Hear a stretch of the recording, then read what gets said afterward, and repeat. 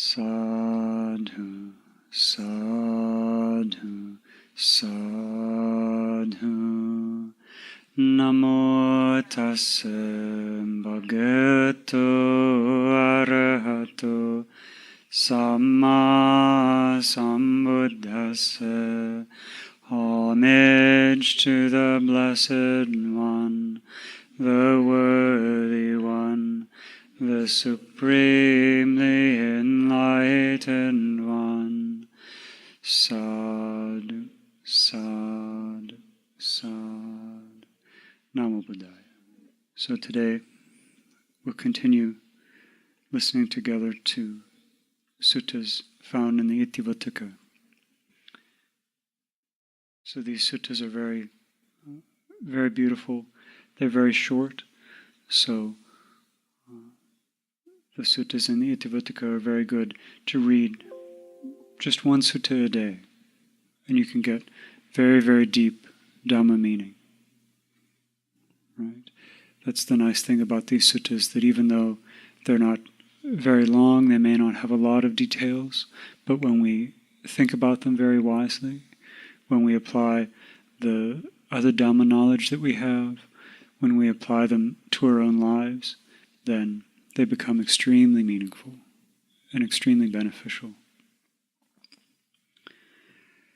So the first sutta is called Bright Protectors.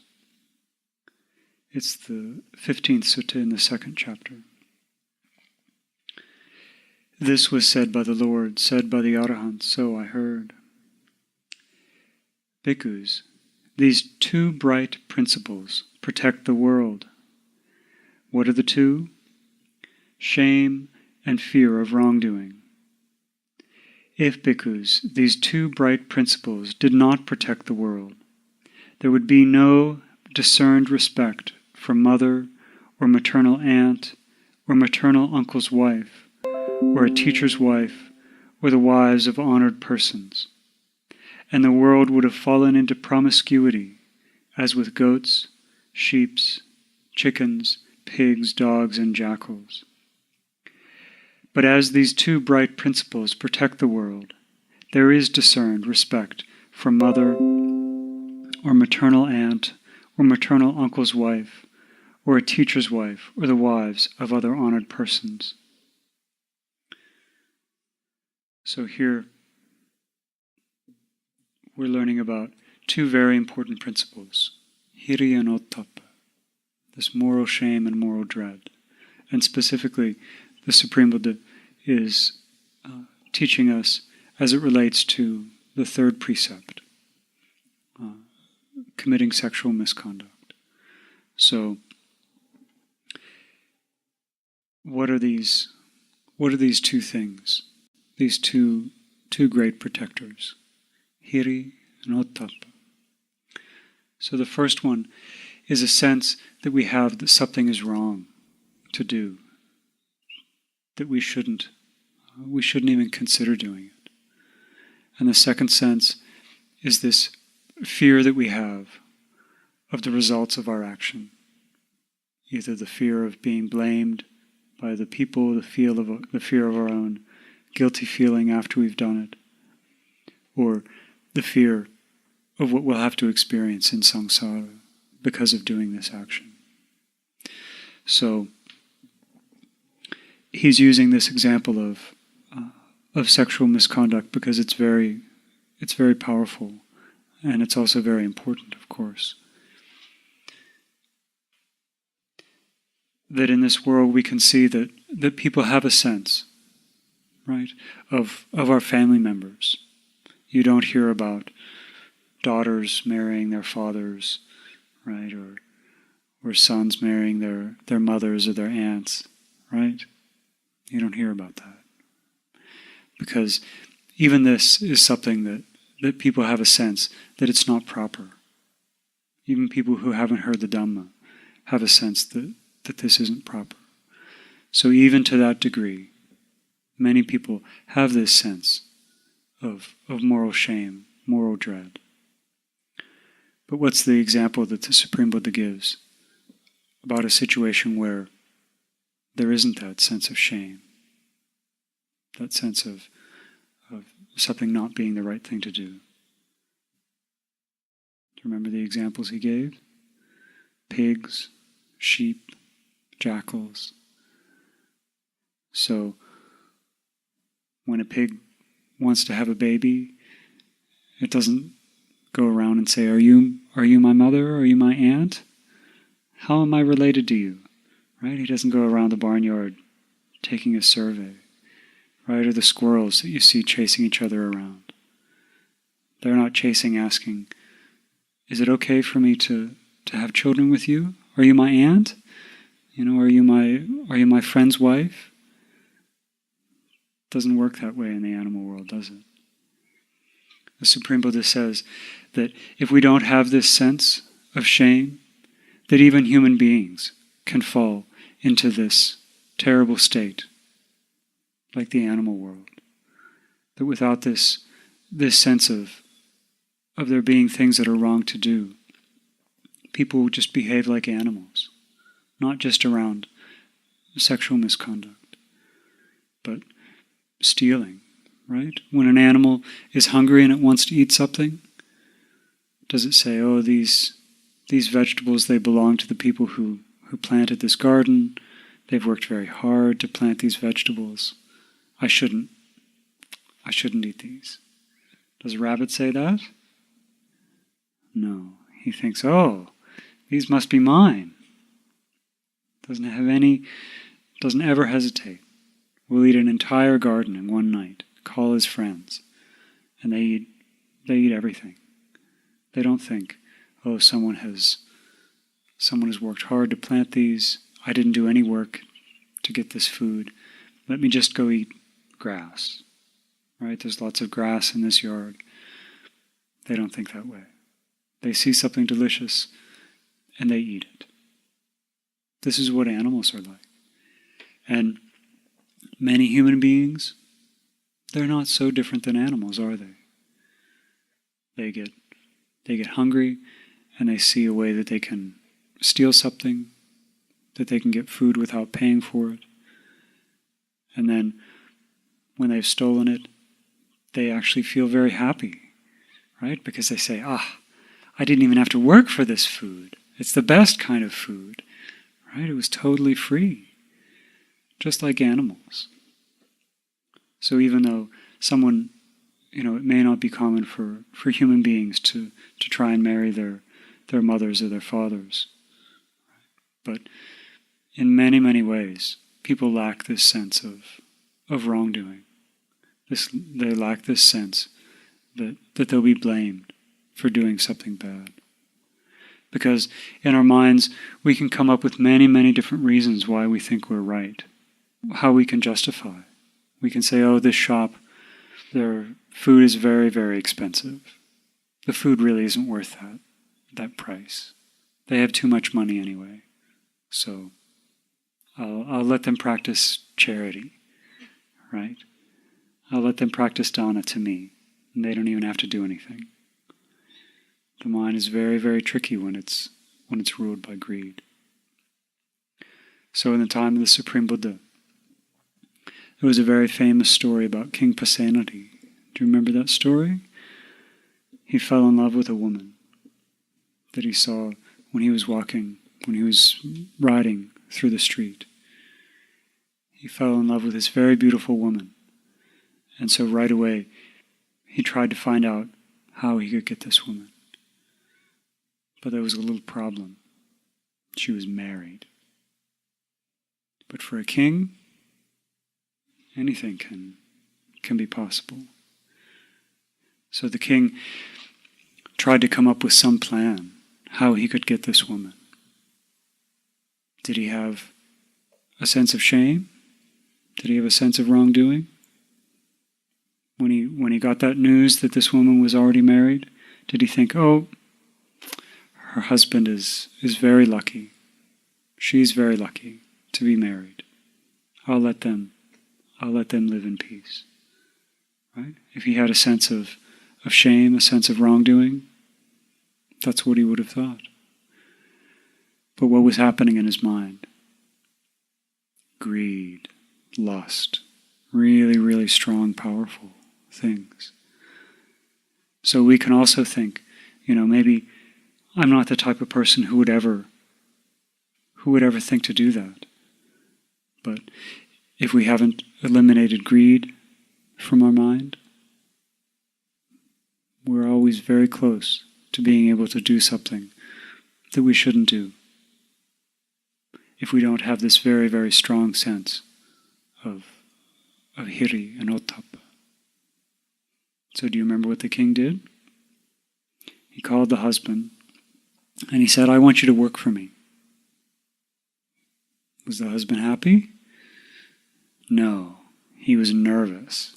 Right? Ordinary people, they don't suddenly get called to the palace to get a job offer. So he was very nervous. And the king, he must have had some sense that he could be blamed if he just had this man killed right away. So he cooked up a plan how he could justify killing this man. He said to the man, I want to bathe this evening, and I want to use a very special kind of red clay, and I want a very special kind of flowers, and you can find these in a river that's a yojana away, and I need them right away, tonight, for my bath. And the river, it's guarded by nagas, so good luck, get going. And the man knew that it was going to be very, very difficult to do this. So he ran home and he told his wife, Wife, I'm done for. I don't know how I'll be able to do this. It's too far away, and the Nagas may not even give me this special red clay, these special flowers. So his meal wasn't even finished being cooked yet, but he wrapped up the uncooked rice in a tight packet and let it cook along the way. Right? That's how afraid he was, and he let the meal cook in his bag as he ran towards this river. And along the way, he saw someone who was also traveling, who looked hungry. And this man, he must have been a very, very wise man, because he knew about the power of merit. If he only knew about running, right, then he wouldn't have looked at anybody else. He would have just ran as fast as he could to get to that place. But he knew about merit, and he knew how powerful merit was, and that when we collect merit, things that might seem impossible can suddenly become possible. So he saw that traveler, and he knew that offering food to someone on a journey collects lots and lots of merit, even if they're an ordinary person. So he took part of his lunch and he shared it with that traveler. And then he kept running to the river. When he got to the river, he ate most of the rest of the meal, and then, again, because he was remembering merit and how to collect merit, he threw little bits of the food into the river, thinking, may this be for the animals that live in this water.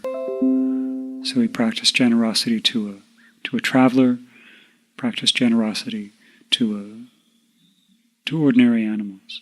The Supreme Buddha said, even to ordinary animals, when we practice generosity, we collect merit. That there are big results to be had from that. So after he had done these things, he knew that he was still going to need help to get these very special, this special red clay, these special types of flowers. So he made a statement. He said, I know that there are heavenly beings, I know that there are Nagas who understand merit, who appreciate merit. And so may these deities, may these Nagas who appreciate merit, I share all the merit that I've collected with them today. I haven't done anything unwholesome. I've done things very wholesome by practicing dana. So I'll share all my merit with any deities who can help me get this special clay, these special flowers. And one of the Nagas in the river heard this wish that he had. and because they understood merit as well, this Naga changed his form into a human being and came up to the man and said, what do you need? And the man told him, and he said, well, what can you give me in exchange for this special clay, these special flowers? And the man said, I'm very poor, I'm very helpless. All I've done is collect merit today. So I'll share with you all the merit that I collected. And the Naga said, okay, you have a deal. And he gave him the clay, he gave him the flowers, and the man took off, running back to the palace. So remember, King Pasenadi, he's been back at the palace this whole time, hasn't he? Probably nervous that the man was going to actually come back, that this man would find some way to get these things and come back. So what did he do? He locked the door early, locked the door to the city early, so the man couldn't even get back in. Because the king wanted for sure to be able to say that this man had failed in his job and that therefore he should be killed. Right? Remember the whole plan. He's trying to get the wife, and he needs to get rid of the husband. And he doesn't want to be blamed for just killing the husband and taking the wife. So he's cooked up this scenario, this challenge for the man. But because the man was virtuous, because the man understood how to perform wholesome deeds, he was able to achieve his job. But he got to the city gate, and he saw that it was closed. So then he put the clay down outside the gate, he put the flowers next to them, and he cried out for everyone to hear, look, I did what the king told me to do. I got the clay for his bath, I got the flowers. The gate's been closed early. Surely something terrible is about to happen. But see, I'm innocent. I've even done this impossible thing. And then where did he go? To see the Supreme Buddha. Right? Because people in trouble know that they can find refuge with the Supreme Buddha. So meanwhile, the king didn't have his clay for his bath, and then he went to bed. But he didn't sleep very well, for a few reasons. Right? He was thinking about this beautiful woman, for one. And he was thinking about the husband. Right? If this husband was going to be able to perform this service. But then whenever he tried to sleep, he kept having a terrible dream where he would hear horrible, horrible sounds, people crying out in great pain. And so the king didn't get any sleep. He didn't get any peace at all. And the next morning when he woke up, he went to his advisors and said, Sirs, I had this terrible dream last night. I heard these horrible, horrible sounds. And what do you think the advisor said? He said, Oh, king, this is a very, very bad omen. You have to perform a sacrifice. You have to kill a certain number of cows, a certain number of sheep, a certain number of goats. And if you do all this killing, then surely you'll prevent whatever these bad omens are foretelling. So what do you think? Have you ever heard about things working that way?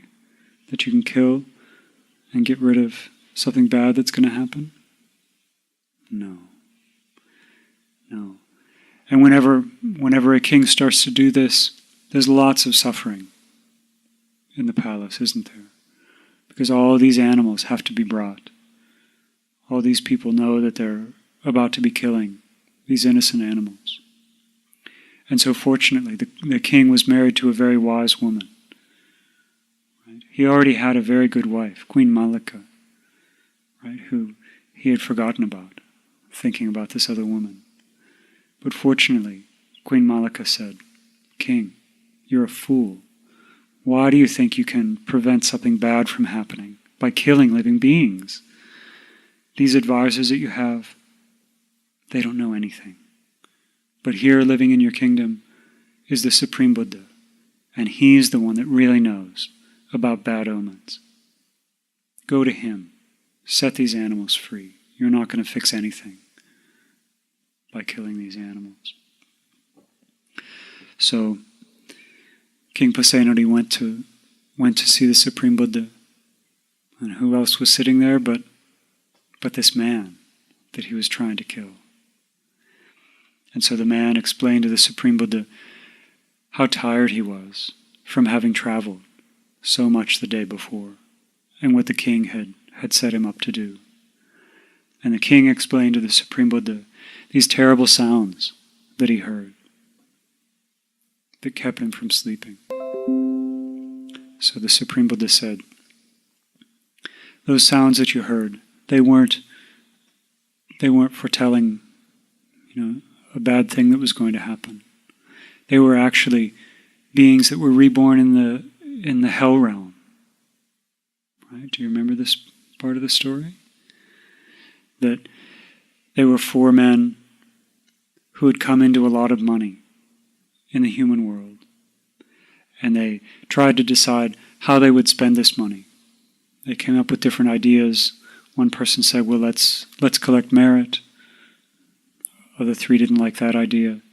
Eventually they decided to enjoy sensual pleasures, to eat delicious food, to wear nice clothing, to get beautiful women, and enjoy themselves in this way. And those men, when they died, they weren't born in a good destination. They were born in a hell realm, all together in the same pot. They were being cooked in this pot.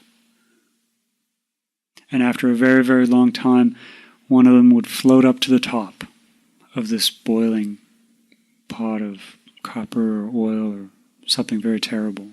And all they would be able to get out was a single syllable, explaining the terrible things that they had done, and how they wished that they had collected merit, how they wished that they had avoided doing bad things, how they wished that they weren't dedicated to sensual pleasures. And that these were the sounds that the king heard. And when the king heard this, he realized he was doing something really, really bad, wasn't he? All because of this greed, this lust that he had. That he was completely rid of this sense of shame. Remember, at the very beginning, he could have, when he found out that the woman was married, he could have said, okay, my bad luck, right? Good for them that they're married. They're my subjects, I'll protect them. But he didn't do that. His mind was full of greed. So full of greed that he was about ready to kill someone. To trick someone into doing something that they couldn't do, and kill, just to satisfy his greed, just to satisfy his own lust. And then the Supreme Buddha taught, this samsara, it's also very long, because people do these bad things again and again. They don't have this sense of shame. They don't have this natural aversion to doing bad things. And that's why it's so important for us to develop this sense. Because when our mind is overcome with greed, when our mind is overcome with hatred, it's very easy for us to slip if we don't have this very strong sense. No, that's not right to do. It's not right to steal. It doesn't matter who it belongs to. It doesn't matter if they'll miss it or not. It's not right to steal. In this long round of samsara, I've stolen things many, many times because I didn't know the teachings of the Supreme Buddha. Let me stop this stealing. If I'm afraid of being without things, then I need to protect other people's property. that through stealing things, then eventually we have to lose our own things, whether in this life or some future life. But if we're overcome with greed, it's very easy, just like the king tried to justify things, thinking, well, I'm the king, I can do whatever I want, I can make this job for him. If someone doesn't do a job that the king says, then the king's allowed to kill him. So, for us, we need to be very, very careful to develop this very strong sense of what's good and what's bad. Because our conditions may change, right? Now, you may have lots and lots of food at home, right? Probably if you go home and look in your refrigerator, more food than you could eat, right? Maybe even so much that some of it's going to go bad and you'll have to get rid of it. And so you think, I would never steal food, right? But then you go away to college, you start hanging out with people who don't mind stealing, you don't get that check from your parents a certain week, and you're really hungry, and everybody else is going out and they're going to steal something. Right? You've never been hungry before, so you've never thought about what it would be like to be hungry. So hungry that you'd steal. And this is another very important factor, that if we associate with people who don't have this sense of moral shame and moral dread, it's very easy for us to pick up these habits. Maybe our whole lives we've practiced the precepts.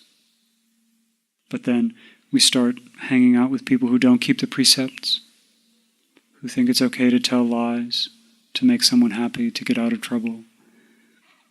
And little by little, these things start to feel okay to us.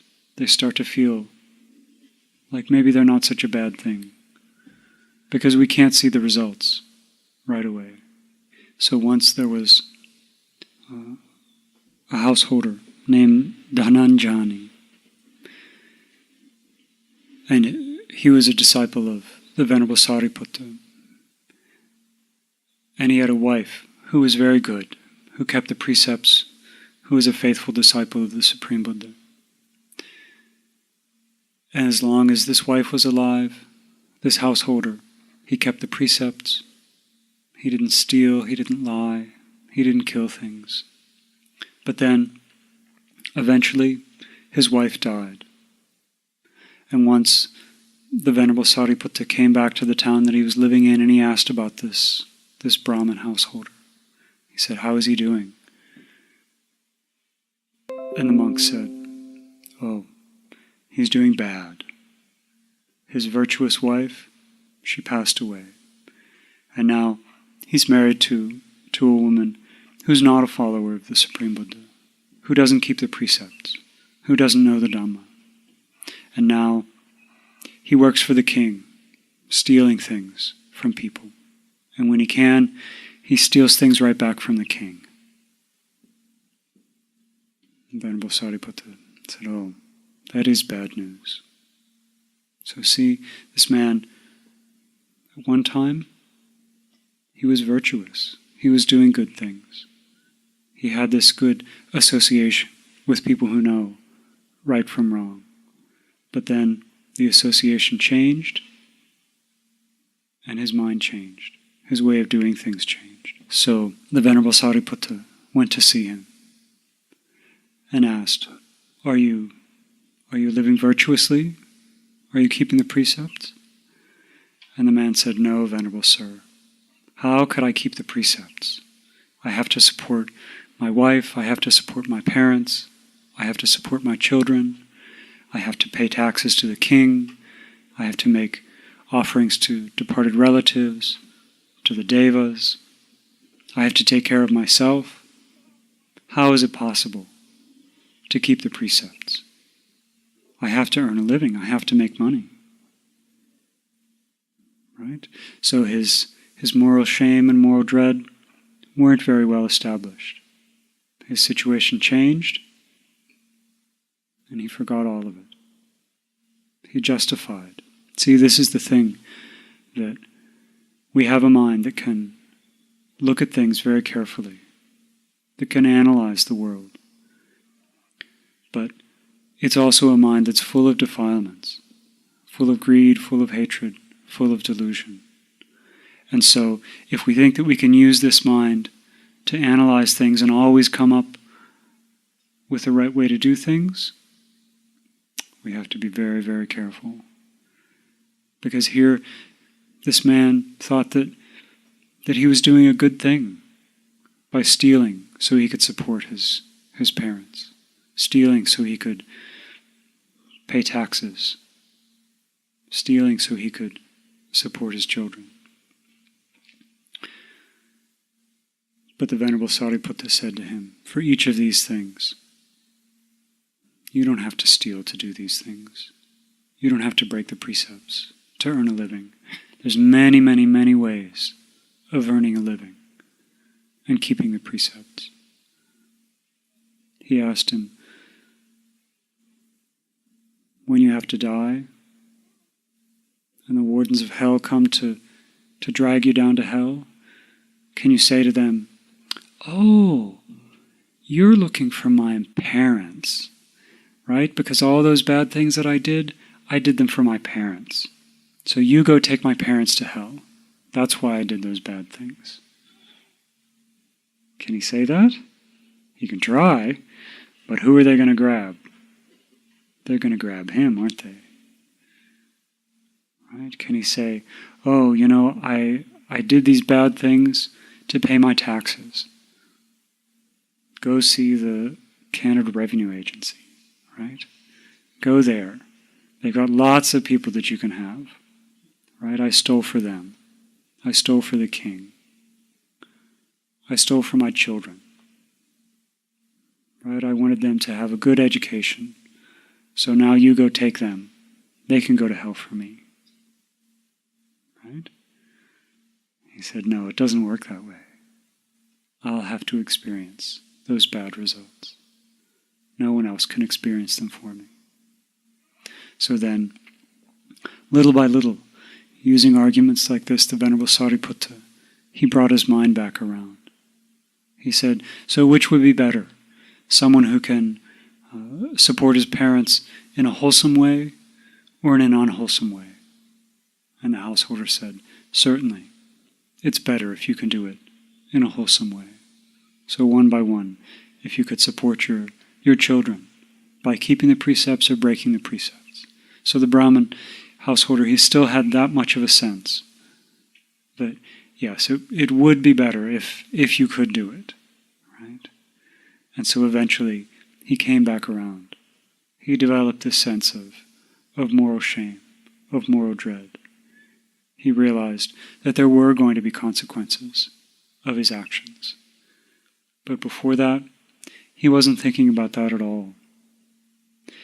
And this is the very, very difficult thing about samsara, about the world, is that all around you are going to be people telling you what's most important, saying that getting your children a good education is most important, getting your children the best clothes, the best food, all these things are the most important, and whatever you have to do to get those things, you just go ahead and do it.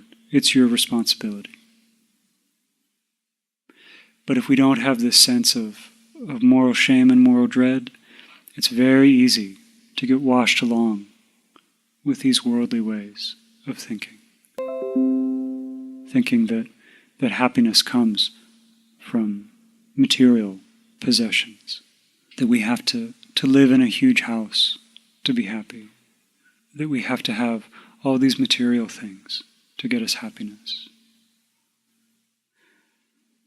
Ordinary people won't tell you, it doesn't matter what your house is like.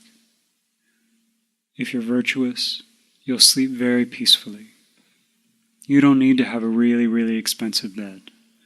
If you steal money to buy that bed, you won't sleep peacefully, will you? If you know that your parents are breaking the law to give you the toys that you want, to send you to a nice school, will you enjoy playing with those toys? No, you'll feel a lot of regret, a lot of sadness. So the Supreme Buddha teaches us we have to develop these two things very strongly. The sense that something's wrong, that we shouldn't steal, that we shouldn't kill, that we shouldn't commit sexual misconduct, that we shouldn't tell lies, we shouldn't use drugs and alcohol. Just this inherent sense that these things are wrong. Because if we don't have this very strong sense, then other people will start to argue with us. They'll say, well, just one glass of wine, right? That's not really drinking, right? That's not really alcohol, right? I meet very innocent children that come here and they say, my friends tell me that beer and wine, that's not really alcohol, so that's not really going to be breaking the precept, right? Not true. Not true. People in the world are going to tell you many, many things. They're going to make arguments with you in all sorts of ways, saying why you don't need to keep the precepts. So if we don't have this very strong sense of what's right and what's wrong, then we'll start to develop doubt. We'll think, well, maybe I should kill in this certain situation. Maybe this is the time I've been waiting for to steal something. That this is the really beneficial time to steal. But if we have this sense that doing these things is wrong, then we never have to worry. We never have to develop these doubts. And if we can always keep in mind, before we do an action, that it's going to have bad results, then we don't do that action. The Supreme Buddha taught us that we can look at our actions before we do them, while we're doing them, and after we do them. This is very beautiful advice that he gave to his own son. Very, very powerful. And if we don't have this sense of moral shame and moral dread, we won't be able to do this reflection correctly. So the Supreme Buddha taught us, before we're about to do something, we have to think, is this a good thing to do or a bad thing to do? He didn't say, go ahead and do it and see what happens. He said, think about it. Is this going to hurt me? Is this going to hurt other people? Will I experience bad results from this? If I get caught, what will happen?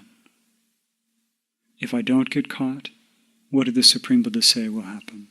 Even if I don't get caught, I'll have to experience bad results from this stealing, from this lying, from this deceiving.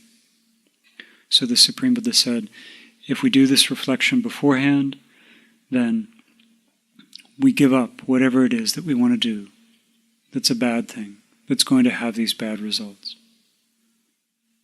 But if we reflect on it, using this sense of shame, this sense of what's good and bad to do in the world, and we realize, no, this is actually a blameless thing. I won't get in trouble for doing this. It's not going to hurt me, it's not going to hurt other people. Then we can go ahead and do it, happily, peacefully.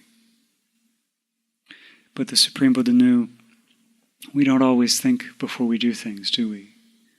It's very easy sometimes to do something without doing this reflection, especially if we have a lot of greed or we have a lot of hatred, patience, and so we start to say really mean things to them, call them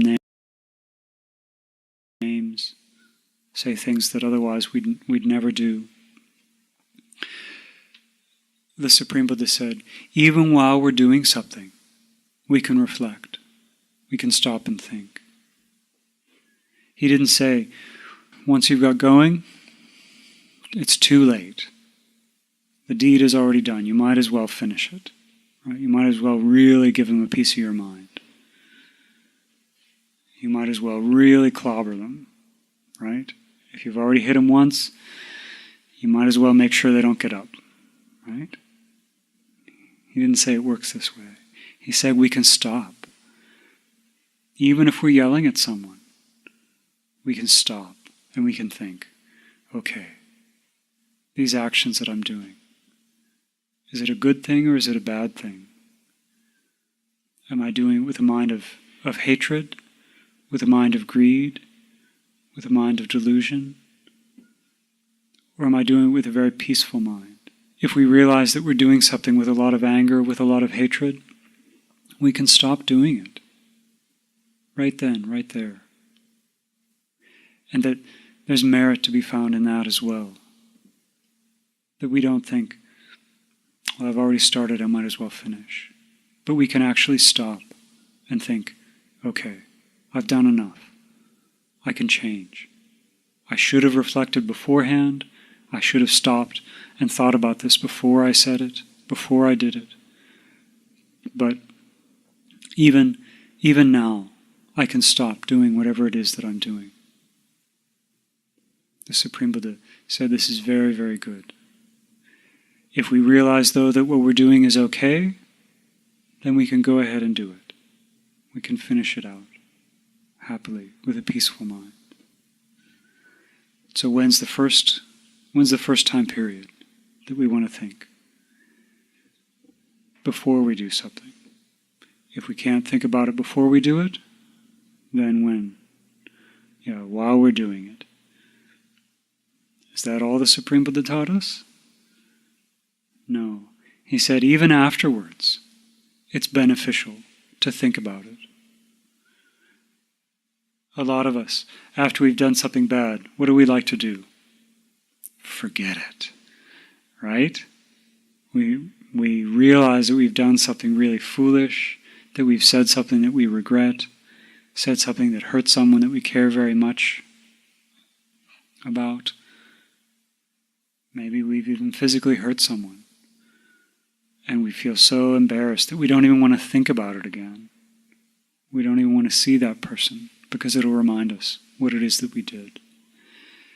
But the Supreme Buddha said, even then, we should stop and reflect on exactly what it is that we did.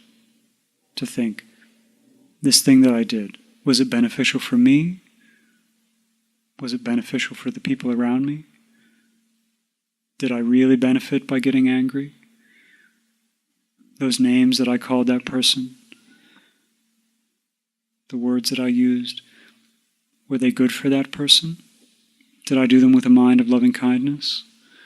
Or was my mind just filled with hatred, just filled with anger? Most people don't like to think about these things. They'd rather just forget. But the Supreme Buddha said, even when we do something bad, and we didn't stop it before, we didn't stop it while we were doing it, we can think afterwards. I shouldn't have done that. It wasn't beneficial. It didn't help that person. Whatever unwholesome quality I saw in that person, my yelling at them isn't going to fix it. Right? My hitting them didn't fix anything. It may have even just caused more anger to arise in them. And then we decide, next time, I'm going to try and remember before I do this thing. Right? Because if they do something that annoys us, chances are they're going to do it again. Right? That we'll get that second chance. And so then, having thought about it afterwards, we can think, okay, when they call me a name, when they steal something from me, when they gossip about me, right, I'm not going to get angry at them. I'm going to think about something else. I'm going to think about that person's good qualities. I'm not going to do something that I'm going to regret. I'm not going to give them reason to hate me, to do bad things to me. So, in this way, little by little, we use this sense of hiri and ottappa. We use this sense to evaluate the things that we're going to do, the things that we're doing, the things that we've already done. Because if we don't have this sense of what's a good thing what's a bad thing, then we can't evaluate in that way. Many people, they really appreciate anger. Some people, you ask them and they say, yes, my anger, it's one of my best qualities. I can control people very well with my anger, right? People are very afraid of me. They do what I say because they know I'm going to get very, very angry if they don't do what I say, right? If it weren't for my anger, then people would walk all over me, right? You can find people like that in the world. It's not all that uncommon, right? People say, I get things done when I'm angry, right? That if I didn't get angry about injustice in the world, then I would never act to overcome injustice in the world. So I need this anger, right? You'll find lots of people who feel that way. And so this person, are they going to be able to stop and reflect before they say mean and nasty things to someone? Maybe this person doesn't deserve this. Maybe there's information I don't have. Maybe I don't know why this person is doing this thing. Maybe I should just be patient. Will they think that? No. They'll be ready with their anger, right? Ready to attack someone because they really believe that their anger is a good thing. So if someone doesn't have this basic sense that, yeah, anger, it's really ugly. We look ugly when we get angry. We do, not just we say bad things, but we do bad things with our body when we get angry. If someone doesn't have that sense, they'll get into all sorts of trouble.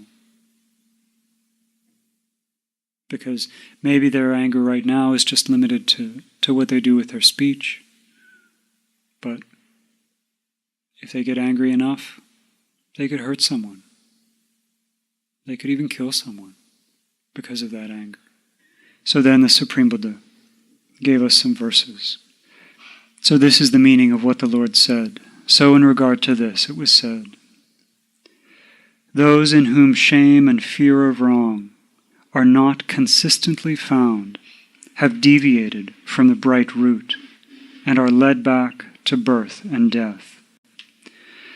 But those in whom shame and fear of wrong are constantly, ever present, peaceful, mature in the holy life, they put an end to renewal of being.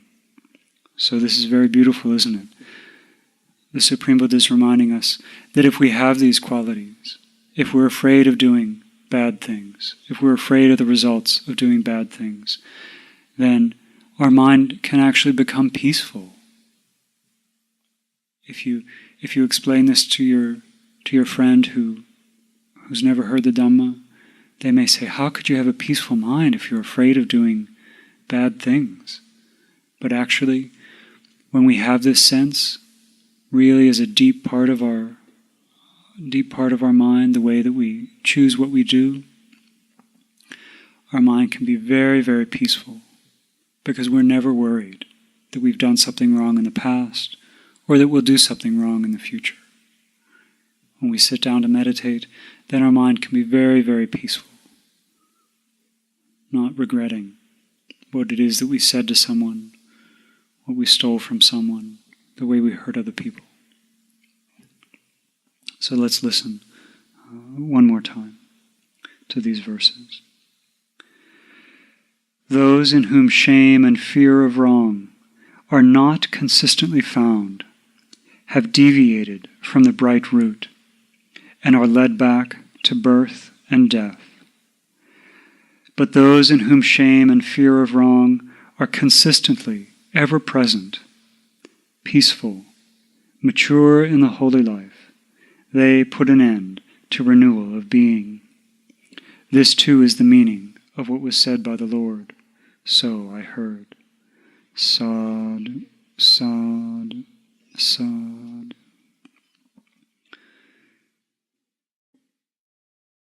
So again, the Supreme Buddha is reminding us about this samsara, that it's not just about this life. It's not just about having to see those people when you have to go back to work on Monday, or when you have to go back to school, that it's this continual round of rebirth that's happening because we don't have this sense of moral shame, this sense of wrongdoing, this fear of the results of our actions. That when someone doesn't have these things consistently, then they're always going to be doing things that are going to lead them to be reborn again and again in bad destinations.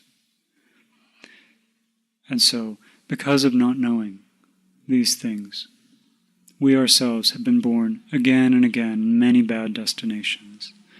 And if we don't constantly develop these things, constantly establish these senses of what's right and wrong, and a healthy fear of the results that we're going to experience from these bad actions, then surely we'll be born again and again in many more bad destinations.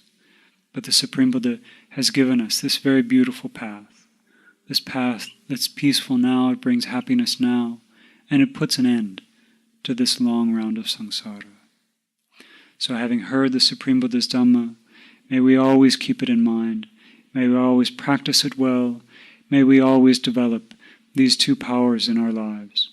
And through the power of this merit, may we one day realize the Four Noble Truths in this Gautama Buddha's dispensation. Sadhu, sadhu, sadhu. Namo Buddhaya.